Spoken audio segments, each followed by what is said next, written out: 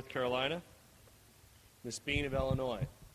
For what purpose does the gentlelady from Illinois rise? I seek 5 minutes to address the House and revise and extend my remarks. The gentlelady is recognized for 5 minutes. Thank you, Mr. Chairman. I rise this evening to recognize National Small Business Week. This year marks the 47th Annual Small Business Week, during which we honor the immense contributions of entrepreneurs, their companies, and their workforce to our country. Our nation's economic rebirth relies on the ability of our community businesses to innovate, develop, and market solutions that deliver measurable value to their clients. Their growth and success creates up to 80% of new jobs in our nation, including 25,000 already this month. As a former business owner, I recognize today's many challenges, including getting access to capital, lowering energy costs, funding R&D, workforce training, and improving efficiencies. When I host small business federal resource seminars in my district, I encourage community businesses to connect with federal agencies whose resources and programs could be useful to their operations, including I have the SBA come out and share information with our businesses about 504 and 7A and express loan programs. We also talk about small business development tools from the SBDCs. The IRS is available to provide information about small business tax incentives, which include 179 expense provisions and bonus depreciation, the NOL carryback that has already refunded $2.6 billion to small businesses that had been in the stimulus so that they had been profitable in previous years. They can get those dollars back at a time they need to cover payroll and operating expenses. There's also tax credits for health care, which the IRS elaborates on as well. The Commerce Department talks about export programs, and the Department of Energy talks about webinars and grants, tools, and incentives for energy development and energy efficiencies. Small firms are the engine of our U.S. innovation and competitiveness, producing 13 times more patents per employee than those in larger firms. And they support our communities.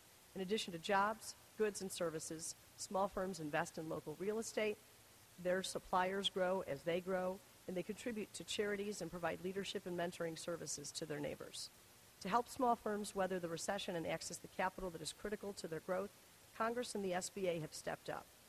The Recovery Act included $288 billion worth of tax cuts, not just to 95% of working Americans, our consumers, but business incentives as well, including bonus depreciation, 179 expensing, the NOL carryback, and capital gains exclusions for small business stock. The first-time homebuyer tax credit helped bring 700,000 new buyers back into the market. This broad-based stimulus went further with infrastructure investments in roads, bridges, energy, water projects, and included investments in education, smart grid technology, and health IT. And we've seen a positive return. GDP growth has gone from -6 to +6 since the stimulus, and U.S. manufacturing is now growing at its fastest pace since 2006. While these signs of recovery are encouraging, more needs to be done. Creditworthy businesses need to have access to working capital, and many need to restructure their debt in the months and years ahead. When businesses can't access financing, they delay contracts, hiring, equipment purchases, and other expansions. The Recovery Act provided higher guarantees and reduced fees on SBA 7A and 504 loans, and since its passage, SBA has driven over $27 billion in small business loans into the hands of our community businesses. Yet many are still struggling to access affordable capital. Banks are operating under tightened lending standards and have greater risk aversion and greater exposure to the instability of the commercial real estate market. Their strained balance sheets make it difficult to continue extending credit where appropriate to small businesses. The experience of the Recovery Act has shown that the SBA guarantee can make a difference for an entrepreneur in need of capital. When it comes to Congress's approach to fostering recovery, every week must be Small Business Week. My colleagues and I will continue to address the capital access gap with measures we move forward in the weeks ahead. Congresswoman Dahlkemper and I have a bipartisan measure to increase the maximum loan size and guarantee on the SBA Express loan, critical tool that provides working capital so firms can restock inventory and make new hires. Today I introduced the Small Business Asset Investment and Modernization Act, which will enhance the SBA 504 loan program for commercial real estate, buildings, and heavy equipment. Businesses are facing a collateral problem as their loans mature and their equity is down in value. Many small business owners obtained loans during the bubble, getting loans at inflated appraised values on their property, or with balloon payment structures. Banks are reluctant to restructure debt, particularly if the borrower is equity challenged or if the bank is capital challenged.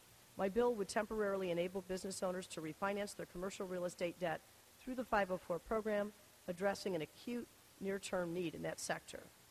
Over the next few weeks, I urge my colleagues to join us in moving forward on further programs to support the work ethic and entrepreneurial spirit of our small businesses, the cornerstone of our economy. Thank you, and I yield back. The gentlelady's time is expired.